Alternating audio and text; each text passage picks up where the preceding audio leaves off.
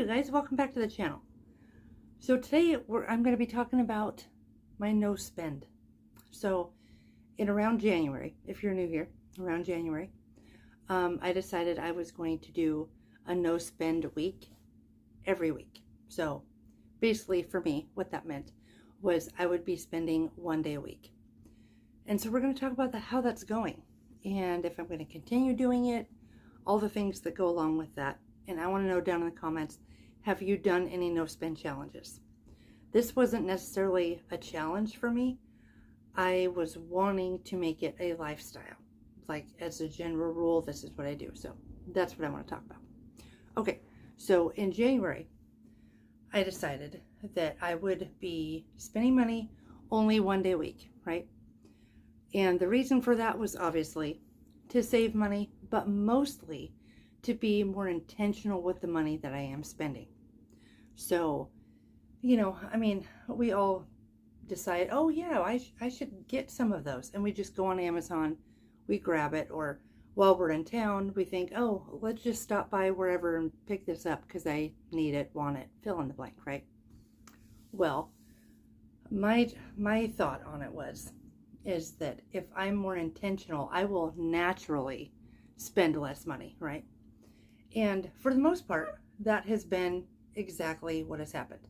Now, I am not militant with this. I understand the concept of being flexible. However, unless it's in need or something like, say, I've used this for an example before, but let's just say my sister calls and wants to go to lunch and it's a Wednesday and it's not a Friday. I'm definitely going to lunch with my sister, right? That's not something that happens every week. So 9 times out of 10, it works perfectly. The times that it doesn't are like this last week when my husband and I went cherry picking. And so we got so many cherries and we were watching some YouTube videos on how are we going to take the pits out of these so that we can save them better, you know, all that. Well, we decided, oh, we should get a cherry pitter. Mind you, this is, I think, on a Sunday. So we realized we should get one. Well, the store where I would normally have gotten one, it was going to be closing in like 4 minutes, and the guy couldn't find where it would have been, even if they had more time to stay open. So what happened was I went on Amazon and I bought 2 cherry pitters for like $16 for 2 of them. They were here the next day. Bada bing, got them, no big deal. The issue with waiting until next Friday is I needed to get these things processed, right? So that's what I mean by a need. I really did need to get these processed or I'm going to lose them all.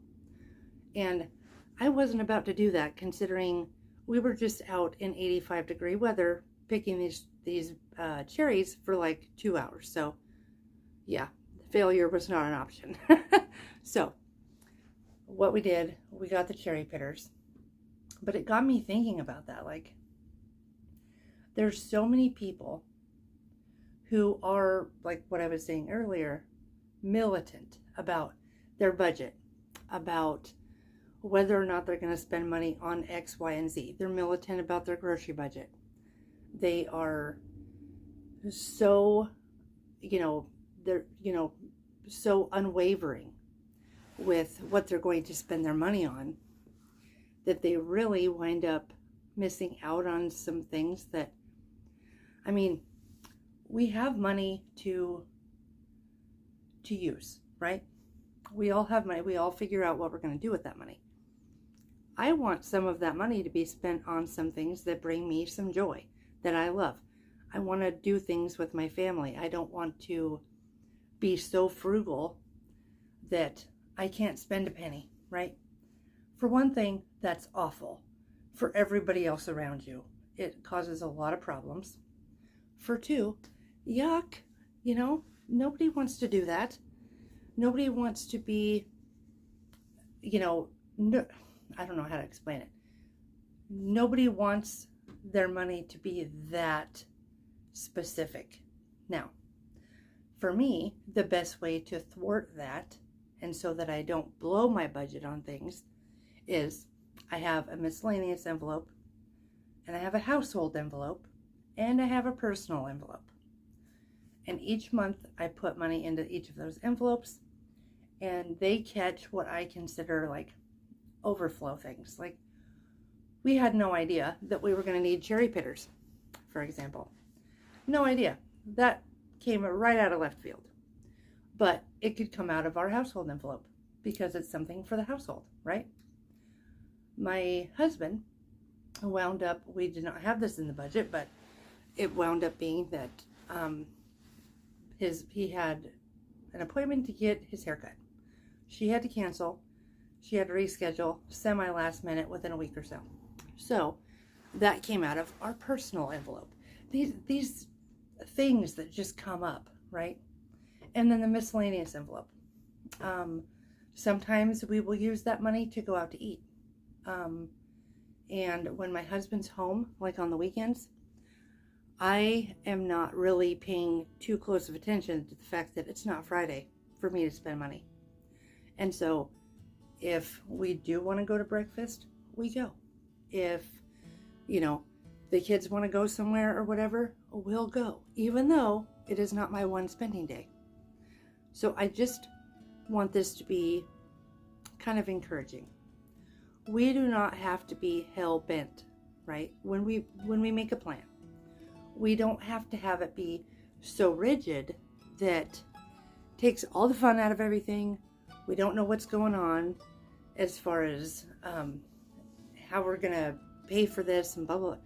We need to set up some guardrails for ourselves so that we can still be intentional. We can still know exactly where every dollar is going, but we don't have to hold them like this, right?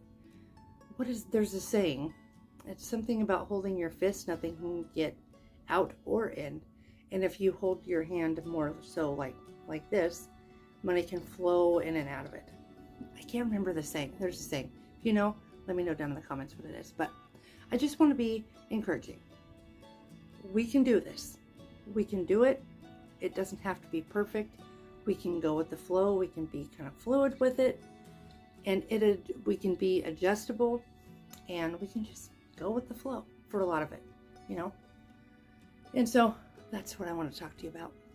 Just that I think I personally can get a little uptight about, I say uptight, I don't know the word to use, but I can get very, specific and very hell-bent.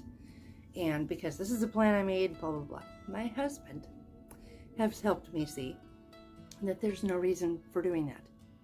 If we are intentional, we still know where all of our money's going. That's the important part. And having a plan for it and telling it where to go instead of wondering where it went, right? That's all of our goal.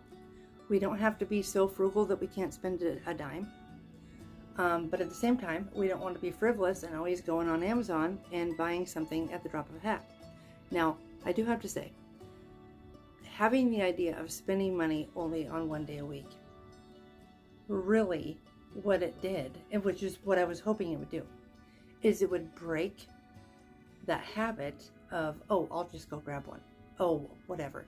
It's made me think, okay, hold on, what else can I use? I still got 2 days to go till Friday, right? That's what I was hoping it would do, and it has done that. And so I want to encourage you. Set a plan. Follow the plan, right? But don't make it be so stringent that it just rips all kinds of joy away from you. Don't do that. Let it be movable. It's gonna adjust. So that's what I want to tell you. And I hope you guys are all having a great day. And 4th of July is coming up. And I wish you a glorious 4th. And let me know what you're doing for the 4th. We are going to a rodeo that we haven't been to. Oh, well, I haven't been to this particular, or any, actually, rodeo for about 20 years. So I'm super excited about it. I love all the things about a rodeo, right? I love the horses and the cattle and all of the events. And I love the national anthem. And I love when they, gallop around the arena and they're holding the flag and the flag's waving and everybody is singing the national anthem. I love it.